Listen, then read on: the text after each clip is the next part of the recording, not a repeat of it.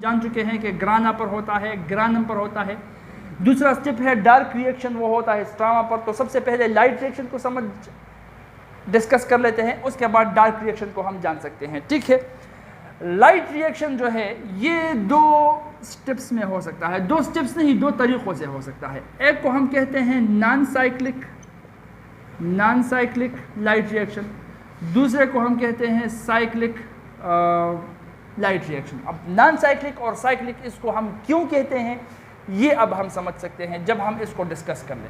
सबसे पहले non cyclic को पढ़ लेते हैं, क्योंकि नॉर्मली जब फोटोसिंथेसिस होता है तो नॉर्मली फोटोसिंथेसिस में जो लाइट रिएक्शन होता है वो नॉन साइक्लिक चेन के थ्रू होता है। नॉर्मल से हटकर जब नॉर्मल नॉन साइक्लिक चेन से रिएक्शन नहीं हो सकता लाइट रिएक्शन, तब साइक्लिक होता है। कैसे, देखो ये डिस्कशन के दौरान हम जान सकते हैं। नॉन साइक्लिक ये हुआ जनाब आपका फोटो सिस्टम 2, जिसको हम P6ATB कहते हैं।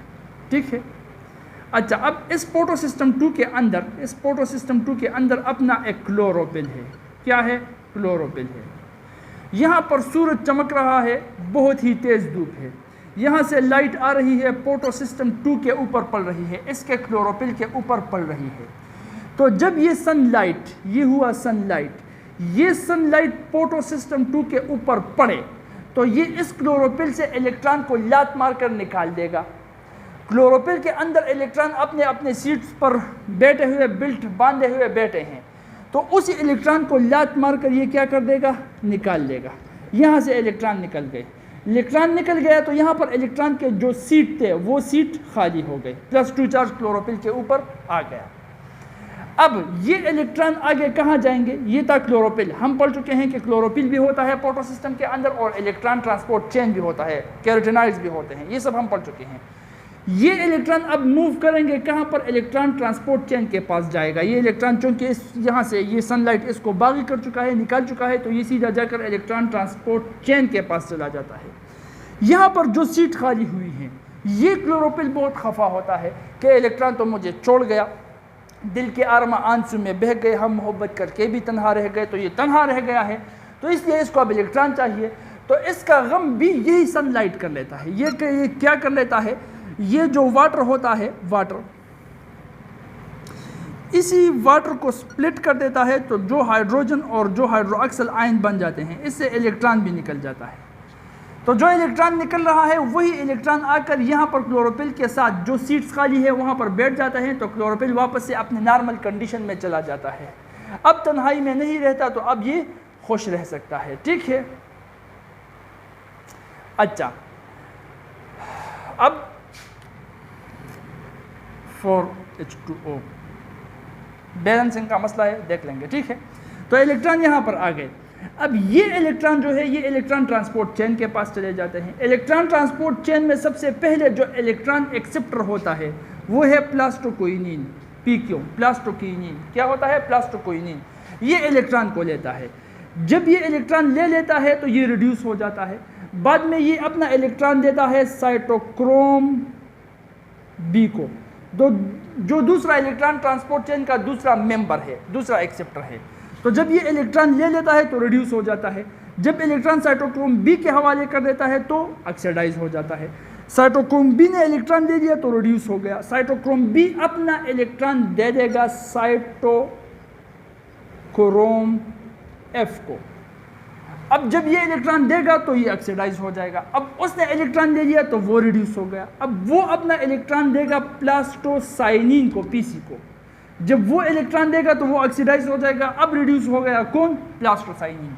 तो देखो इलेक्ट्रॉन तो इसको हम कहते हैं इलेक्ट्रॉन ट्रांसपोर्ट चेन। ये है इलेक्ट्रॉन ट्रांसपोर्ट चेन, ये इलेक्ट्रॉन ट्रांसपोर्ट चेन के मेंबर्स हैं। ठीक है, तो इलेक्ट्रॉन तो इसमें ट्रांसपोर्ट हो रहा है, लेकिन इस ट्रांसपोर्ट के दौरान इससे एनर्जी भी निकलती है, जिस तरह तुमसे एनर्जी निकलती है। जब तुम दौड़ते हो तो एनर्जी निकलती है ना। सारा दिन दौड़ो, अगर सारा दिन फुटबॉल करो तो शाम को जाकर बेड पर उल्टा लेट जाओगे, कहोगे कि थक गया हूँ, बहुत थक गया हूँ। तो थकने का क्या मतलब? एनर्जी जा चुकी है। तो इसी तरह से इलेक्ट्रॉन भी होता है, जब इलेक्ट्रॉन यहाँ पर दौड़ता है तो इससे एनर्जी निकलती है। अब ये इसको हम मैक्सवेल थ्योरी कहते हैं। ठीक है, मैक्सवेल कहता है कि चार्ज पार्टिकल अगर मूव करेगा तो ये एनर्जी निकालेगा। तो यहाँ से इलेक्ट्रॉन से एनर्जी निकल रही है। क्या निकल रहा है? एनर्जी निकल रही है। तो जो एनर्जी निकल रही है वही एनर्जी एडिनोसिन डाइफॉस्फेट को एडीपी एडिनोसिन डाइफॉस्फेट और सिंगल फॉस्फेट को मिलाकर एटीपी बना लेता है, एडिनोसिन ट्राइफॉस्फेट बना लेता है और यही एनर्जी इस एटीपी में स्टोर हो जाती है और इसी एटीपी को हम कहते हैं एनर्जी करेंसी। तो एडीपी से एटीपी बनाना, फास्फोरस एडीपी के साथ मिलाकर एटीपी बनाना, ये यही एनर्जी करता है जो कि इस इलेक्ट्रॉन से निकलती है, जो एनर्जी इस मूवमेंट के दौरान जो इलेक्ट्रॉन ट्रांसपोर्ट चेन में होता है। ठीक है, तो अब ये इलेक्ट्रॉन यहाँ तक आप पहुँच चुके हैं, बात को याद रखना, प्लास्टोसाइनिन तक इलेक्ट्रॉन पहुँच चुके हैं। ठीक है, अच्छा अब एडीपी से एटीपी बनाना, इसके साथ फास्फोरस मिलाना, एडीपी के साथ एटीपी बनाना एनर्जी के थ्रू, इस प्रोसेस को हम कहते हैं पोर्टो फास्फोराइलेशन, बल्कि इसको हम नॉन साइक्लिक पोर्टोफास्फोराइलेशन कहते हैं, नॉन साइक्लिक पोर्टोफास्फोराइलेशन, क्योंकि ये नॉन साइक्लिक चेन में हो रहा है। ठीक है, अच्छा अब यहाँ तक इलेक्ट्रॉन पहुँच गए हैं, इस बात को छोड़ दो, यहाँ पर शुरू करते हैं पोटो सिस्टम 2 से। पोटो सिस्टम 2 में एंड इसी वक्त क्या हो रहा है, यहाँ पर बेचारा पोटो सिस्टम 2 पड़ा हुआ है, सोया हुआ है, नींद कर रहा है। P700 भी हम इसको कहते हैं, हमको पता है क्योंकि 700 नैनोमीटर वेवलेंथ में ये लाइट को एब्जॉर्ब कर रहा है। अब इसके अंदर जो क्लोरोफिल है वो भी मज़ा लेकर इसके साथ सो रहा है। इसके ऊपर भी पहुंच जाता है सनलाइट, सनलाइट आकर इसको भी जगा देता है, कहता है लात मार करके उठ, जो इलेक्ट्रॉन तेरे पास है उसको निकाल, सीट खाली कर। अब इलेक्ट्रॉन बेचारे वो किराएदार हैं, मालिक सनलाइट है, ये मालिक उस किराएदार इलेक्ट्रॉन को बाहर निकाल लेता है, तो वो सीट खाली हो जाते हैं। तो यहाँ से वही इलेक्ट्रॉन निकल जाते हैं। तो जो इलेक्ट्रॉन निकल जाते हैं इनके लिए यहाँ पर एक और रिड्यूसिंग सब्सटेंस होता है, FRS, ferredoxin reducing substance, ferredoxin reducing substance, ferredoxin reducing substance FRS। यही इलेक्ट्रॉन ये फेरोडॉक्सिन ले लेते हैं -2e। तो जो इलेक्ट्रॉन ये फेरोडॉक्सिन ले लेते हैं, ये फेरोडॉक्सिन रिड्यूसिंग सब्सटेंस ले लेते हैं, वो इस क्लोरोफिल से निकले हुए हैं। तो इस क्लोरोफिल पर +2 चार्ज आ गया। अब ये क्लोरोफिल भी रोने लगा, इसका साथी इसको छोड़कर चला गया है, वो किराएदार मालिक मकान इसको निकाल चुका है, इस किराएदार को। अब क्लोरोफिल रोता है कि मेरे लिए इलेक्ट्रॉन कोई साथी तो चाहिए, ये भी तन्हा रह गया। इसी सीट्स को पुर करने के लिए यहाँ से जिस किराएदार को निकाला गया था वो इलेक्ट्रॉन यहाँ पर आ गए थे, यही पीसी इसको अपना इलेक्ट्रॉन दे देता है। तो ये जो 2 इलेक्ट्रॉन थे यहाँ से चले गए, पीसी एज इट इज़ रह गया अपने ओरिजिनल हालत में। यहाँ पर जो 2 इलेक्ट्रॉन आ गए तो वो ये क्लोरोफिल रिसीव कर चुके हैं और ये क्लोरोफिल भी अपने एज इट इज़ ओरिजिनल हालत में रह गया। 2 इलेक्ट्रॉन को गवा चुका था तो 2 इलेक्ट्रॉन को गेन भी कर चुका है। पीसी भी अपनी हालत में, क्लोरोफिल भी अपनी हालत में और ये क्लोरोफिल भी अपने ही ओरिजिनल हालत में। इलेक्ट्रॉन आ चुका है तो किसके सर के ऊपर, फेरोडॉक्सिन रिड्यूसिंग सब्सटेंस के सर के ऊपर, FRS जिसको हम कहते हैं। ठीक, अब FRS क्या कहता है, ये कहता है कि इस इलेक्ट्रॉन्स को हटा दो। यहाँ पर इसके पास एक साथी होता है जिसका नाम होता है NADP। ये NADP के साथ बात कर लेता है कि तेरे पास घर खाली है, तो ये इस NADP को हम कहते हैं oxidised NADP, nicotine amide dinucleotide phosphate, nicotinamide adenine dinucleotide phosphate.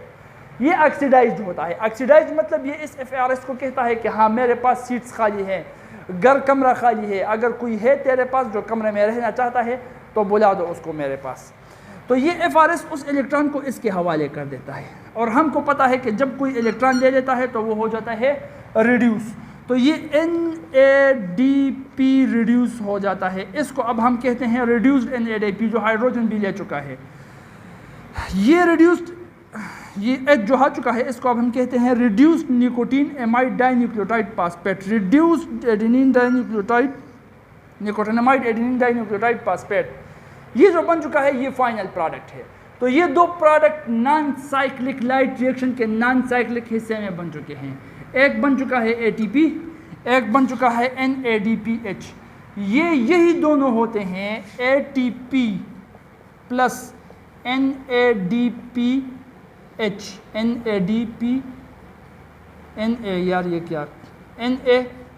NADPH।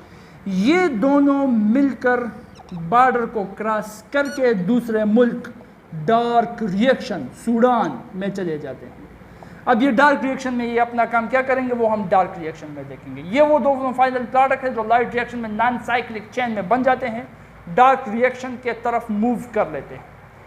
ठीक है, तो देखो लाइट रिएक्शन की जो लाइट रिएक्शन के लिए जो ज़रूरत थी वो था वाटर और सनलाइट।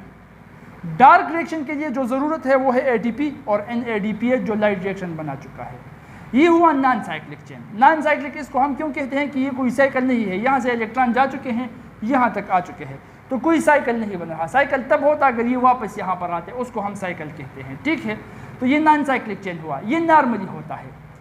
अब जब ये पोटो सिस्टम 2 ब्लॉक हो जाता है, पोटो सिस्टम 2 किसी वजह की, किसी काज की वजह से, कोई भी प्रॉब्लम की वजह से पोटो सिस्टम 2 ब्लॉक हो जाता है, तब साइक्लिक चेन होता है। तो साइक्लिक चेन में अब क्या होता है वो भी देखते हैं। ठीक, अब देखो पोटो सिस्टम 2 क्या हो गया, किसी मसले की वजह से ब्लॉक हो गया। सारी जिम्मेदारी आ गई किसके सर, पोटो सिस्टम 1 के सर, जिसको हम P700 कहते हैं। पोटो सिस्टम 2 अब इसको कहता है कि अब जिम्मेदारी तेरे कंधों पर आ गई है, तू जाने और तेरा काम जाने, लेकिन लाइट रिएक्शन रुकना नहीं चाहिए, मेरे बिना भी ये काम जारी होना चाहिए। कसपदी दुनिया की यम कनर जिम्मेवारी दर पसर शवी दावत के। तो P700 कहता है कि चलो हम कर लेते हैं, लेकिन तेरे जैसा मैं ये नहीं कर सकता। जिस तरह तू करतब कुमार था non cyclic light reaction chain में कर रहा था, वो मैं नहीं कर सकता, मैं साइक्लिक ही कर सकता। ये थोड़ा सा कंजूस है, अपने इलेक्ट्रॉन को गंवाने का दिल नहीं है इसके अंदर, तो ये अपने इलेक्ट्रॉन को वापस से बुलाता है। ठीक है, तो अब यहाँ पर क्या होता है देखो, साइक्लिक मतलब जब इलेक्ट्रॉन वापस आ जाते हैं। ठीक है, तो जब इस पर लाइट पड़ता है क्या हो जाता है, लाइट, ये हुआ सनलाइट। ये वो जालिम शख्स है सनलाइट, जो कि जालिम नहीं भी है, हमको पता है, हमारी ज़रूरत है, लेकिन इसका दिल झुकाता है आर्जी तौर पर, तो इससे इलेक्ट्रॉन निकाल लेता है। अब P700 कहता है कि मुझसे इलेक्ट्रॉन इसने निकाल लिया, तो इलेक्ट्रॉन दे देता है। ये इसको कहता है कि इलेक्ट्रॉन निकालो, तो ये इलेक्ट्रॉन निकाल लेता है। P700 वही पोटो सिस्टम 1 है, हमको पता है कि जब ये इलेक्ट्रॉन निकालता है तो इसके साथ इसका साथी एक ही है जो इस मसले में हर वक्त इसके पास खड़ा रहता है, और वो है FRS, फेरोडॉक्सिन रिड्यूसिंग सब्सटेंस। तो जो इलेक्ट्रॉन ये निकाल लेता है वही इलेक्ट्रॉन फेरोडॉक्सिन रिड्यूसिंग सब्सटेंस के ये हवाले कर देता है। अब फेरोडॉक्सिन रिड्यूसिंग सब्सटेंस क्या करता है, NADP के साथ नॉन साइक्लिक चेन में इसने हवाले किया था, इसमें नहीं करेगा। इसमें ये इस इलेक्ट्रॉन को हवाले करेगा प्लास्टोकोइनिन के, प्लास्टोकोइनिन हवाले करेगा साइटोक्रोम्स के, जो साइटोक्रोम्स हैं उनके हवाले करेगा साइटोक्रोम यही इलेक्ट्रॉन हवाले करेंगे प्लास्टोसाइनिन के, और प्लास्टोसाइनिन से यही इलेक्ट्रॉन वापस पोटो सिस्टम 1 में आएंगे, और इसी दौरान ATP उसी तरह से बनेगा इससे पहले जो हम पढ़ चुके हैं। तो ये इलेक्ट्रॉन एक साइक्लिक अंदाज में पोटो सिस्टम 1 से निकल कर वापस ही पोटो सिस्टम 1 में आ रहे हैं। इसको हम कहते हैं साइक्लिक लाइट रिएक्शन। ये तब होता है जब P2 में कोई मसला आकर ये ब्लॉक हो जाता है, तो P1 पर रेडी रहता है इस काम को सब अंजाम देने के लिए, साइक्लिक। ठीक है, अब जो ATP बन रहा है, जो NADPH हमारे पास मौजूद है, वही NADPH और ATP उठकर डार्क रिएक्शन में घुस जाते हैं और डार्क रिएक्शन को कैरी ऑन करते हैं। तो अब इसके बाद है डार्क रिएक्शन। यहाँ तक क्लियर है ये सब कुछ।